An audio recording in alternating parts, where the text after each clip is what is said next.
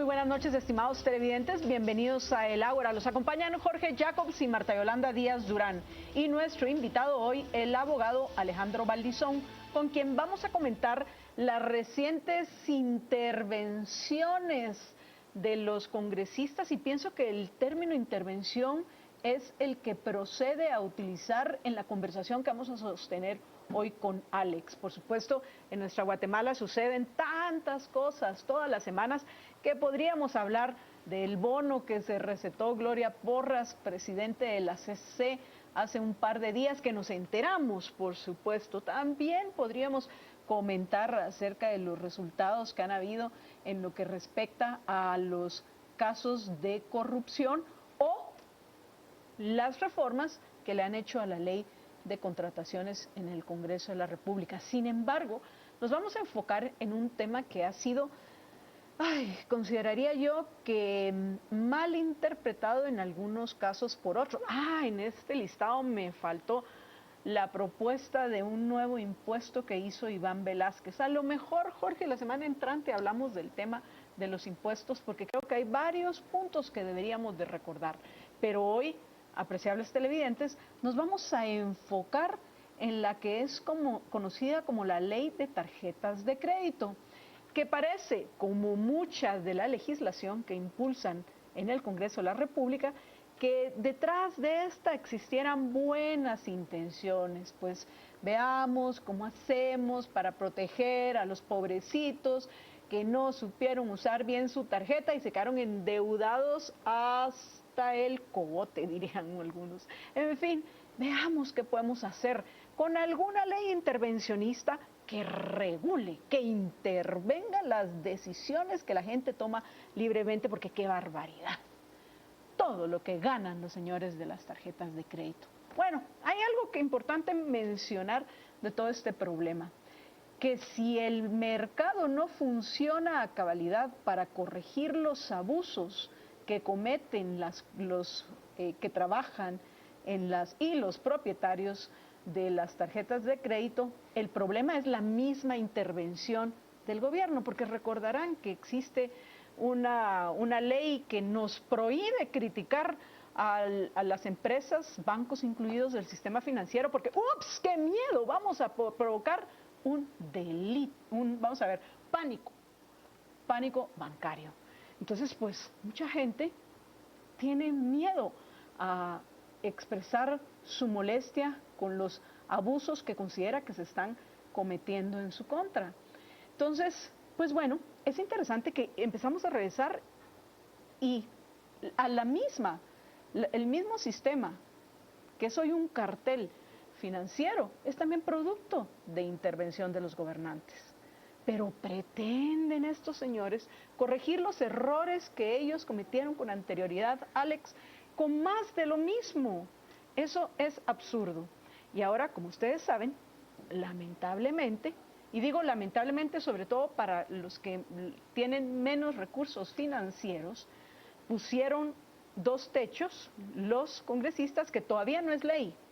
Hace falta un proceso, el cual nos va a platicar Alex en unos minutos. Pero si acaso se llegara a convertir en ley y entrar en vigencia esta ley en nuestra Guatemala, significaría que, de nuevo, son los más pobres los que se van a ver afectados con estas propuestas populistas y demagógicas. Pero bueno, ya basta de introducción. Vamos con nuestro invitado, Alejandro Valdizón. Alex, muy buenas noches, bienvenido a El Ágora. Gracias, Marta Yolanda. Jorge, buenas noches. ¿Qué pensás de la introducción que hicimos al programa de hoy? Bueno, muy interesante. Mira, aquí hay que tomar en cuenta tres aspectos. Yo lo voy a dividir de esta forma: intenciones, consecuencias y causas. Son tres cosas muy diferentes.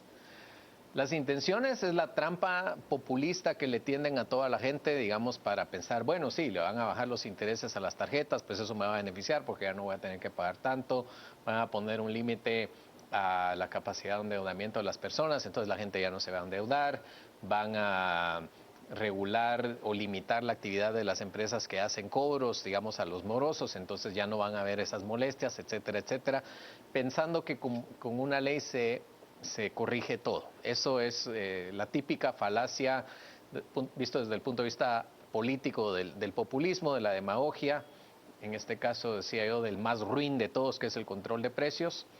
Desde el punto de vista legal, el populismo, digamos, llevado a la práctica en el contexto del positivismo jurídico, aquella cosa de que con una ley se corrige cualquier problema, ¿verdad? ¿Por qué no entonces mejor hacemos una ley decretando de que todos debemos ganar $1 millón al año, todos nos convertimos en millonarios y se acabó el problema, ¿verdad? Eso anularía y aniquilaría las deudas de una vez por todas. Sabemos que lógicamente eso no puede ser así. Consecuencias. Ese es el tema que realmente hay que entender. Digamos, esta por sí sola sería una razón para desacreditar esta ley. Para empezar, es inconstitucional, porque viola la libertad de industria y comercio. Así es, la libertad de industria y comercio está garantizada constitucionalmente. Eso supone la capacidad de las personas de contratar bajo las condiciones que libre y voluntariamente decidan pactar. Entonces, eso es un tema que está garantizado constitucionalmente y no se puede intervenir en ese sentido. Sabemos que hay mercados que sí están intervenidos y hay precios que sí están regulados. Y de hecho ya la Corte ya ha dado dictámenes precisamente en ese sentido de que no se pueden poner precios topes, incluyendo una Corte donde estaba el actual presidente. Así es. Presidente del Ejecutivo, sí. Alejandro Maldonado Aguirre, Así es. que en sus manos se encuentra ahorita la ley. Así es, él tendrá que decidir si sanciona o no la ley. Pero en todo caso, hay una evidente inconstitucionalidad porque se está limitando la actividad empresarial y la libre contratación de las personas, que este es un presupuesto de una sociedad donde se respetan los derechos de los individuos. Entonces, eso no se puede tocar. Sabemos que hay muchísimos mercados donde los precios están regulados y pues al final habrá en algún momento que impugnarlos de inconstitucionales también. Es decir, eso no lo hace el hecho de que exista, no quiere decir que eso sea correcto. Pero volvamos a las consecuencias. Fijar un interés tope, ¿qué va a pasar?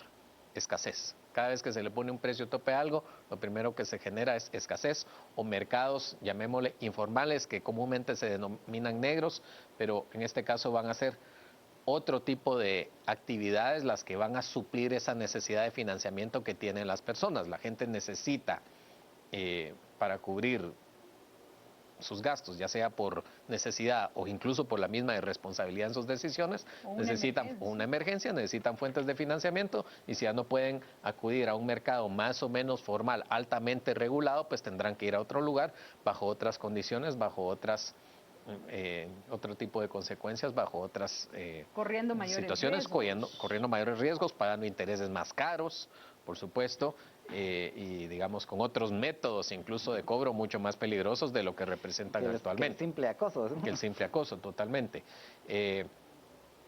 Este es un tema fundamental. Ahí es donde creo que se va a ver mayormente el impacto. Si vamos al tema, por ejemplo, de los cobros, pues decirle a alguien que ya no te puede cobrar es fomentar la irresponsabilidad. Al final del día, la consecuencia de limitar la capacidad de recuperar una deuda es decirle a la gente, pues usted no tiene por qué pagar sus deudas porque igual no se la pueden cobrar. Y déjate eso, pusieron también en la ley que si llega hasta cierto punto, la tiene el emisor está obligado a renegociar, pero realmente no es una renegociación, porque simplemente a decirle, mire, ya lo vamos a renegociar, pero con una tasa cero. O sea, básicamente le quitas la responsabilidad a la gente de las deudas, ¿no? Claro, entonces los emisores, la gente que presta el dinero, al darse cuenta que va a ser imposible recuperar, ¿qué es lo que van a hacer? Pues van a cerrar el chorro y a no dar más préstamos. Esencialmente la consecuencia principal, lo resumía yo en 2 palabras muy concretas, va a tener que pagar al contado y en efectivo. Se acabó el medio de pago, un medio de pago seguro, incluso que es, en lugar de llevar efectivo, pagar con un medio electrónico, ¿verdad? Que no se expone uno a los riesgos. Y lógicamente pues el tema del financiamiento pues que también puede ser un beneficio para los usuarios que lo usan responsablemente. Entonces, si aquí la gente va a querer hacer compras y entra en vigencia esta ley, para ese segmento, digamos, que es de menores recursos, que es el que más se va a ver afectado porque no va a poder ser sujeto de crédito, pues la única opción que le va a quedar va a ser comprar en efectivo, al contado o recurriendo a mercados, otro tipo de mercados informales a un costo más alto. Entonces, y quedaría el tema de las causas, que creo que es lo principal que hay que discutir aquí. Exacto, pero tenemos en unos instantes que ir a la pausa. Entonces vamos a dejar las causas para el siguiente segmento. Entonces, solo resumiendo, existen las buenas intenciones, pero de buenas intenciones están empedrado el camino al infierno, aunque yo dudo de las buenas intenciones de los diputados. Claro, al final creo eso, que es una medida populista y demagógica. Y segunda, las consecuencias van a empeorar la situación que se vive actualmente. Vamos a una breve pausa y regresamos en unos minutos. Quédense con nosotros en el Ágora. Los acompañan Jorge Jacobs y Marta Yolanda Díaz Durán, y nuestro invitado hoy es el abogado Alejandro Valdizón.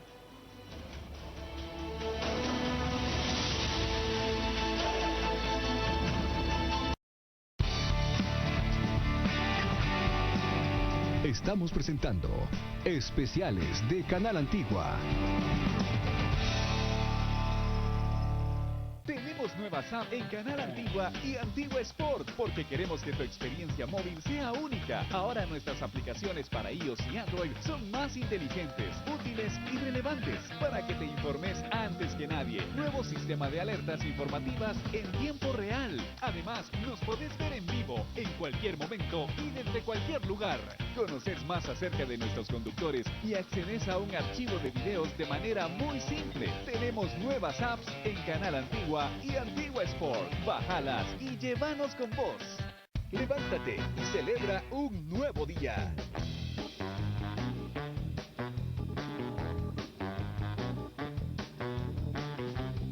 Levántate listo para conquistar el mundo. Levántate para cumplir tus sueños. Levántate y descubre quién eres.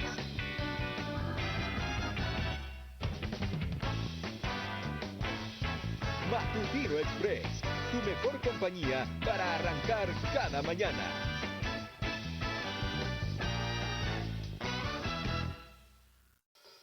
Necesitas ver deportes. Más deportes. Mucho más. Mira todas las disciplinas deportivas. Por Antigua Sport. Por Antigua Sport. Por Antigua Sport. Por Antigua Sport. Por Antigua Sport. Todos estamos en la pantalla 100% deportes. En Antigua Sport. En Antigua Sports. Estamos presentando Especiales de Canal Antigua.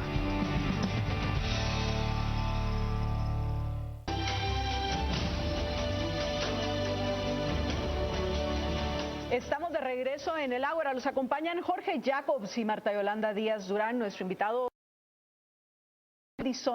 y el tema, la nueva legislación, porque debemos de recuperar el término ley.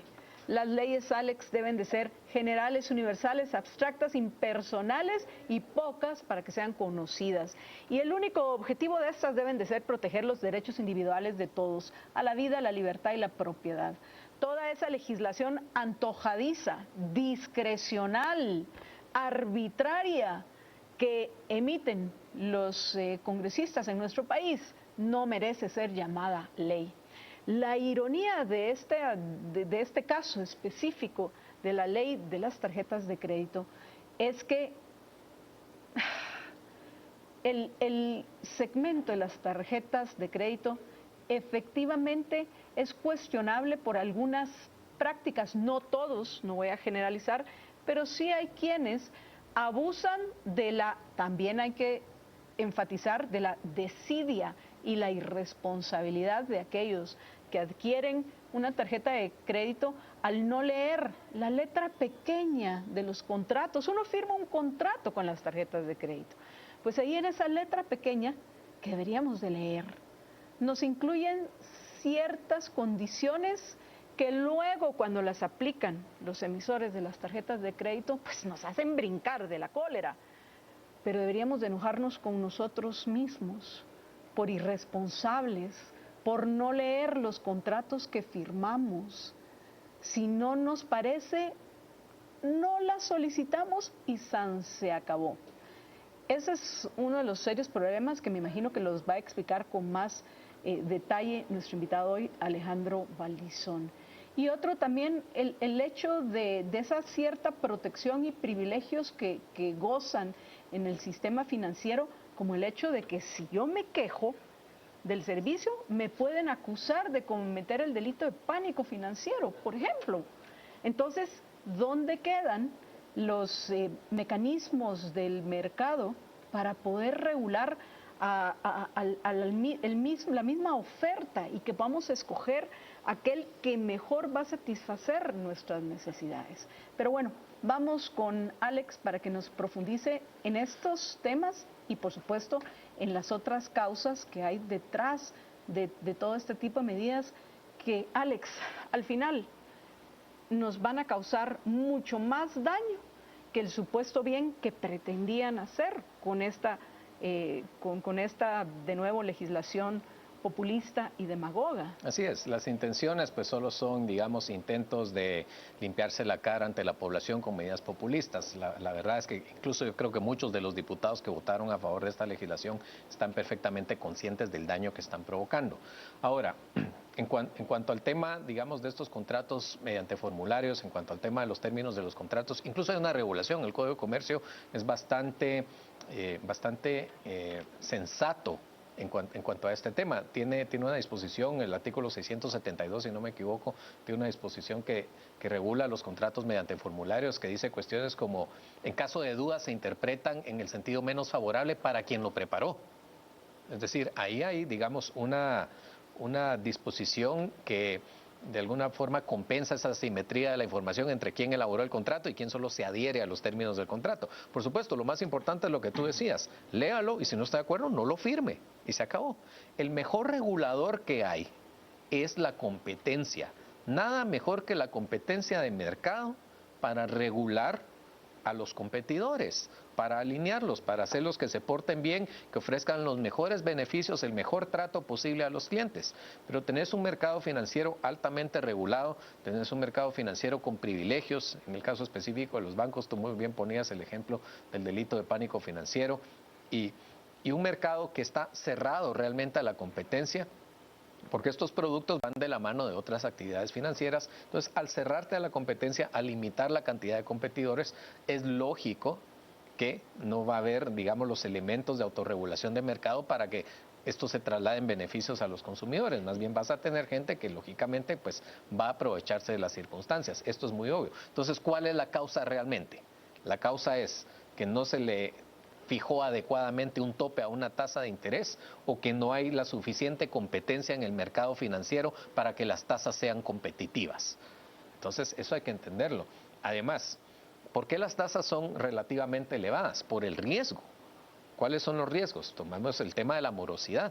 La morosidad es un tema que hace bastante riesgosa esta operación y que encarece el costo. Ahora, ¿por qué puede haber alta morosidad o por qué puede haber altas tasas de interés? Inflación. ¿Y quién provoca la inflación? ¿Y quién es el que se endeuda y genera esta expansión monetaria irresponsable y tremenda que hace que la moneda pierda poder adquisitivo día a día, se devalúe y genere estos niveles de inflación que de alguna forma se tienen que ver compensados con tasas de interés para que la operación sea rentable para quien te presta el dinero? Eso lo produce el gobierno. Gobernantes, eso lo produce el gobierno por medio del Banco de Guatemala, sí, por medio del endeudamiento, por medio de presupuestos inflados. Entonces, ¿dónde está la causa del problema? El tema de los cobros. Bueno, ¿quién es el responsable de que las Cortes de Justicia funcionen? ¿Quién hace que, digamos, un proceso de ejecución, un proceso de cobro demore años? ¿Qué pasaría si las personas que tienen que recuperar una deuda, las empresas, sea cual fuere, no tienen que ser bancos, tarjetas de crédito, una persona que le arrendó una casa a otra, una persona que hizo un contrato mercantil o cualquiera civil con cualquiera? Muchas empresas dan crédito comercial. Cualquiera de estas empresas, si tienen que ir a tribunales, ¿cuánto duran esos procesos? ¿Quién tiene la culpa de que las cortes no funcionen? Hoy nos vienen incluso con el cinismo, a pesar de que la función principal del gobierno es darnos justicia, Nos vienen incluso con el cinismo de que no solo ya les damos 50,000 millones de quetzales en impuestos, sino que nos piden un nuevo impuesto para pagar por la justicia, que es lo primero y lo único que deberían estar haciendo. Entonces, si las Cortes de Justicia no funcionan, claro que va a haber mecanismos alternativos, unos más, digamos, incómodos o incluso pues podrían ser cuestionados que otros, pero es lógico que la gente va a buscar los mecanismos de recuperar su dinero. Si ves cómo funciona eso en el sector informal no regulado, esos mecanismos de recuperación de deuda son mucho peores y mucho más peligrosos. Pero eso es porque el sistema de justicia no está funcionando. Entonces, si los diputados realmente quisieran resolver los problemas de fondo, pues ataquen la raíz del problema. Y es que aquí es donde llegamos a, yo veo esto como un caso, literalmente así casi como un caso de estudio, caso de libro de texto, como le dicen, de la aplicación de la premisa aquella de Henry Hazlitt, de que para cualquier política pública hay que revisar, hay que considerar los efectos que va a tener, no solo en el corto plazo, sino en el largo plazo, y no solo sobre un grupo de personas en particular, sino sobre todas las personas, ¿verdad? Porque y te faltó no solo lo que se ve, sino lo que no se ve. Sí, porque esta precisamente va a ocasionar muchas cosas que ni siquiera pasaron por la mente de los diputados, ¿verdad? Ellos dicen, no, bueno, vamos a evitar que la gente tenga problemas con las tarjetas de crédito. Resulta que la mayor parte de gente no tiene problemas con las tarjetas de crédito, claro. La morosidad es del 4 o 5%, por ejemplo. Pero adicionalmente, resulta que los efectos que no consideraron ellos son que a mucha gente simplemente ya no va a ser sujeto de crédito, entonces va a perder esa posibilidad de tener tarjeta de crédito.